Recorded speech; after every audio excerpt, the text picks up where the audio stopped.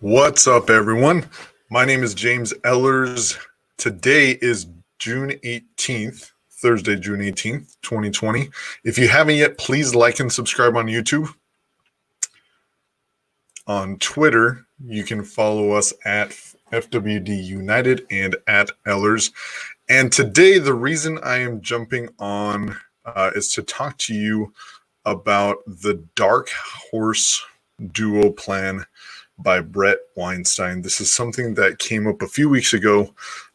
We were trying to get a little traction a few weeks ago for time purposes, and it just came back up. So that's what we're going to dive in today. So give me a little bit. We're going to get into it. We'll see.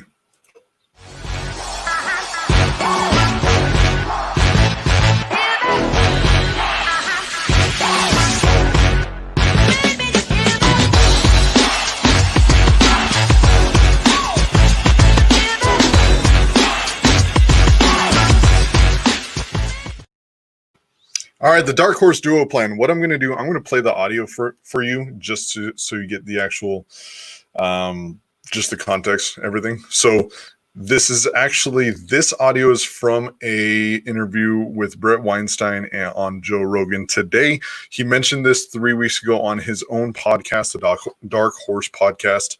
And yeah, so let's get into this audio and then we'll go from there. We get there. It's 2020. We are facing a global pandemic, which incidentally I do want to talk to you about. Okay. We are facing a global pandemic. We are facing rioting in the streets, a movement that's showing signs of a Maoist challenge to the most fundamental aspects of the West, right? And we're going to have to choose between Donald Trump and Joe Biden. What? Like, neither one of these people is capable of or inclined towards the kind of leadership that you have just described we would need. Agreed. So that means at the very least, if we do not divert our course, right, if November comes and we are choosing between those two, then that means we're putting off any solution at least 4 years, because the president would be essential to changing our course, right? And this is just built into these parties now, right? Obama, I can't figure out why it's the case. I really like Obama personally. He seems like the right guy to me, but his administration at a policy level was indistinguishable from Bush. In some ways, it was worse. So what we've got is parties that decide what we get to choose from, and the game is to prevent us from having any choice that could possibly solve the problem. So we have to fix that. We have to address that problem, and we have to break their stranglehold. And, in fairness, Trump was a challenge to that two-party duopoly. He's not really a Republican, right? But he's also not really an alternative. It's like a third crime family, right? Yeah. You've got the Republicans, the Democrats, and now the Trumps. Sort of co-opted their ideology to fit his needs. Yeah, but it's not a solution. Right. So we have to get that solution, which means we have to get by the parties. Trump proved that was possible. Right. I think if there was ever a time where an independent party has a chance, now's the time. If someone steps in and has a real solution, and also in terms of the distribution of that information, now's the time. Because you could just post something on YouTube where you're demonstrating, like, through a step-by-step process. You could take hours to do it. Like, this is what I want to do, and this is how I'm going to do it. You break those down to clips, almost like a podcast. And if someone was a person of substance that we really believed in, we said, that person can really do this. This actually could happen. Let's vote independent. It could happen. They don't have a monopoly on the distribution of information anymore. And that's terrifying to them, because they used to be able to count on the shills on the left and the right to get the word out for them. But they don't have that anymore. You have so many people that really don't have an ideological foundation in either one of them that are talking, and they're reaching millions of people. That's a rare moment in time. And this is, in my opinion, the very best time for someone to step in they're not compliant.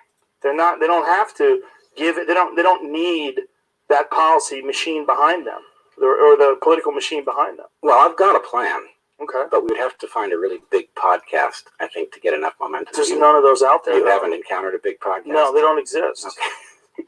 All right. You want to hear the plan? Sure. Okay. The Rock and Jocko Willink. Get them together. Well, let's put that. Okay. Let's put that to the side. It's not part of the plan, but it actually could fit. Okay. Okay. So here's the plan. This plan needs a better name, but the working title is the Dark Horse Duo Plan. And the plan looks like this. We draft two individuals. We find two people. One of them is center left and one of them is center right.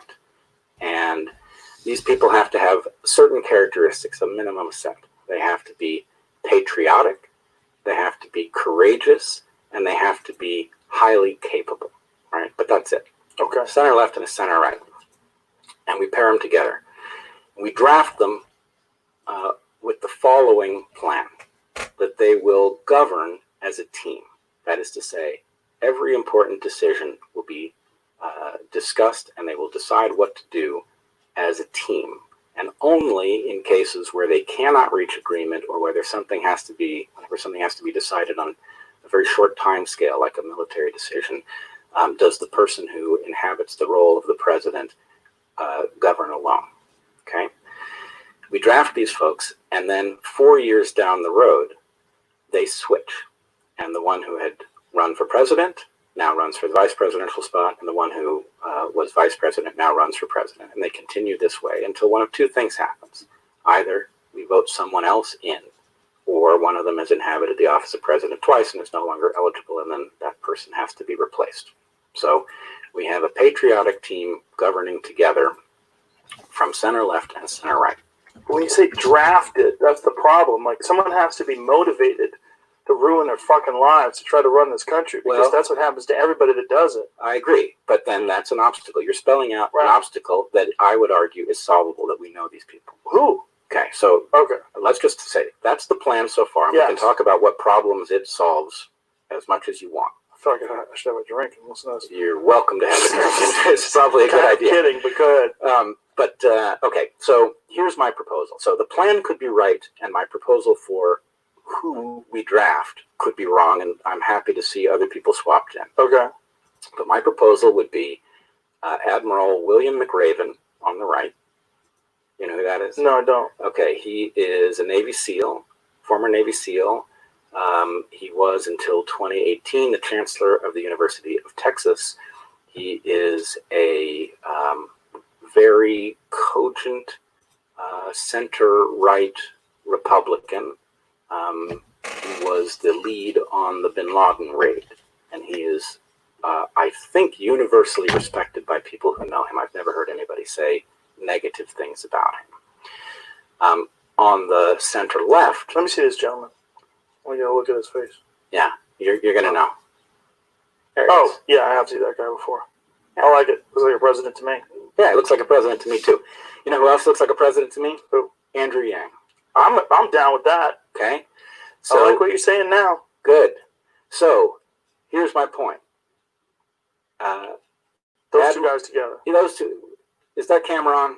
Yes. Admiral, your country needs you.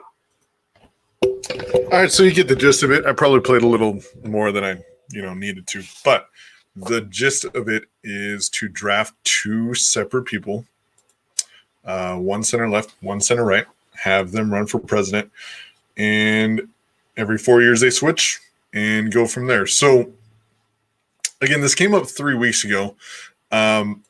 Bret Weinstein recommends Andrew Yang and General William McRaven, as you saw. Joe Rogan mentions The Rock and Jocko Willink because I think it was last week that Jocko Willink was actually on Joe Rogan's show, and he was talking about how or why The Rock should be president. So that's another idea. Personally, I vote for Andrew Yang and The Rock because I think that ticket would have the wow factor. Because again, I mean, we're midway through the 2020 election, and for something like this to take off, like, you have to have name recognition and obviously The Rock would do that right away. Andrew Yang's getting that name recognition, so you would have the mixture of the fame and someone that's already run for president. So the big thing with this, and the reason I wanted to jump on, is, again, we were talking about it a few weeks ago, and for whatever reason, people weren't really taking it seriously. Now you want to take it seriously, but 3 weeks have gone by, which causes some issues because the deadlines to file for the independent presidential candidates are coming up. The deadlines are coming up. It's actually passed for a couple states. It is, I thought it was South Dakota. It's not. It's Maine and Texas where it is already passed. And again, if this is a thing, if people are excited about it, cool. But we have to actually, get it done, right? So let's look at this real quick. Let me zoom in. So these are the actual dates for independent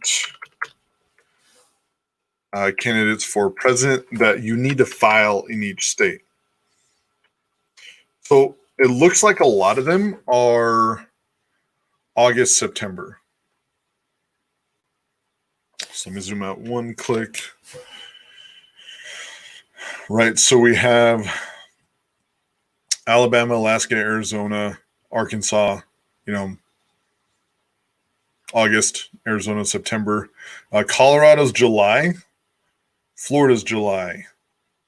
Indiana's the end of June.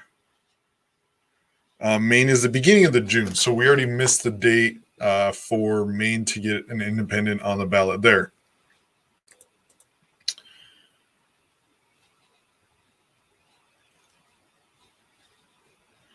And Zach, completely valid point. Yang won't want his name to be the candidate to divide the vote, which after seeing in Iowa. Right. I completely agree with you there.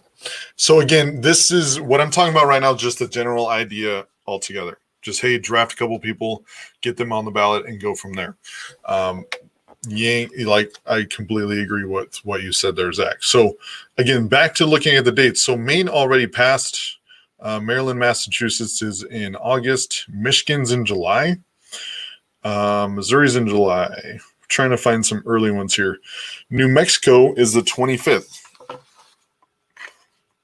So New Mexico is in like a week. New York, according to this, is May. Oklahoma, July. Texas, May 11th was the deadline to file. So as you can see, we've actually already missed a couple of the deadlines to actually run for president as an independent. Now, again, the reason I wanted to jump on is because this is something we tried bringing up a few weeks ago, and it wasn't really taken seriously, and now it's being taken more seriously, which 3 weeks later, it hurts. You know what I mean? It's still doable if you wanted to do it this route. But again, the more time goes on, the less likely you are to get someone on the ballot as an independent. And then the option from there would be to get the DNC to replace Biden and his running mate with whoever you're talking about for this plan, which is not likely at all. So the only way this plan works is that if you have people running as an independent, and the filing dates, deadlines to run as an independent, some have already passed and the rest are coming up. So if this is going to be a plan, it has to happen right now. It has to there's no time to wait. Now, the thing with this is you have to have the candidates come forward and run. He mentioned Andrew Yang, William McRaven, The Rock, Jocko Willink. Let's just say out of those four. You can't just put them on the ballot and say, hey, you're running as an independent. It doesn't work like that. You have to have these people come forward and be like, yes, I'm on board with this. I'm on board with this plan. Just like Zach said, and I agree, I don't think Yang will come forward and risk having his name be, a reason possibly Donald Trump comes forward. Or Donald Trump ends up winning. I don't see that happening. If anybody who's close to Andrew Yang can get a hold of him, please do. because for this plan, if you're interested in this plan, if it works, like if you look at the comments on YouTube of this clip, because this is just a clip of that specific conversation. It's like a 3-hour conversation. And this clip specifically talks about the dark horse duo plan. Now, the comments are very, very, very positive. Like everybody in the comments really likes this plan. So, I mean, we'll just look at some of these just from the top down. So Michael Goodman, and I don't want to have to read all these names, but he's talking about term limits. I'm not opposed to bipartisan leadership. I have to be honest, I really like this idea. I pray to God that this duo becomes a reality. This is why I had to replace Yang yard sign with any functioning adult 2020. Get rid of both parties. I'd vote for that ticket. This is the best political idea that I've ever heard. This is a very good synopsis of the status of affairs. McRaven's book's a good read. McRaven is one of the most inspirational and true gentlemen of this world. Like, if you look at the comments of this clip, they're pretty fucking like positive if you look it up.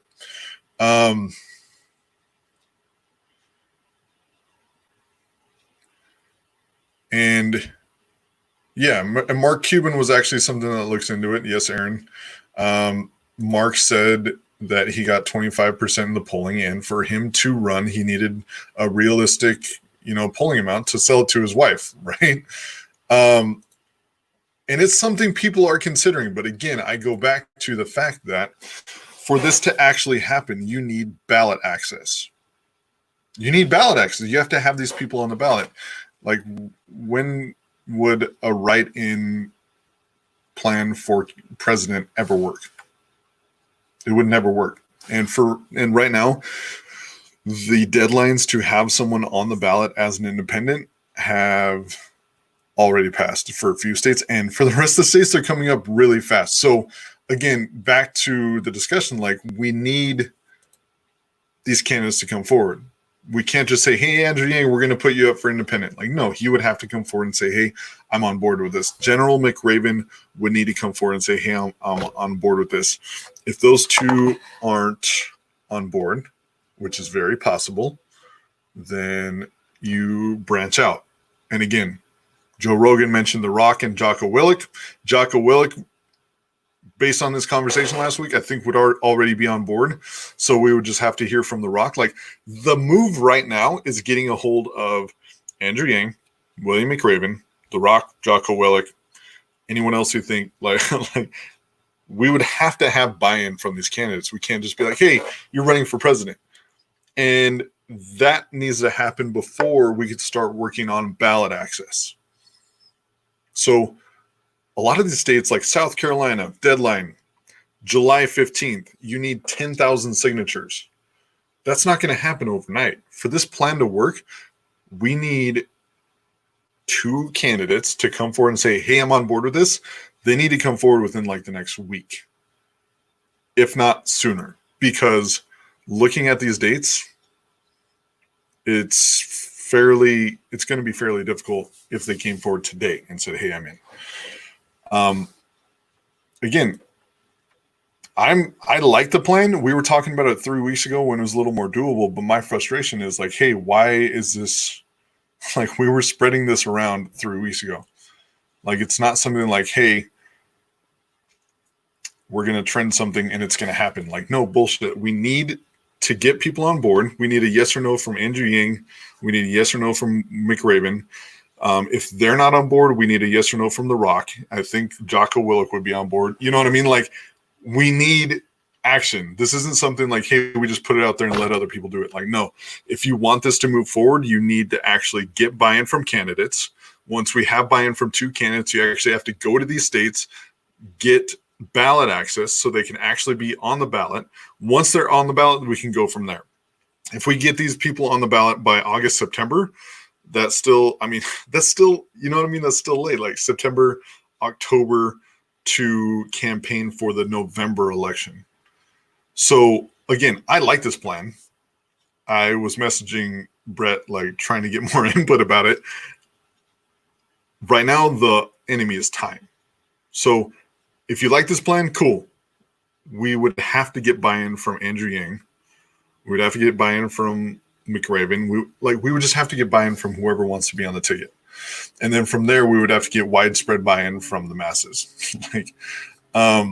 So that's my 2 cents. Again, the reason we were bringing it up 3 weeks ago was ballot access, because these deadlines are coming up and some of them have already passed. And for an independent third-party run to succeed, they need to be on as many ballots as possible.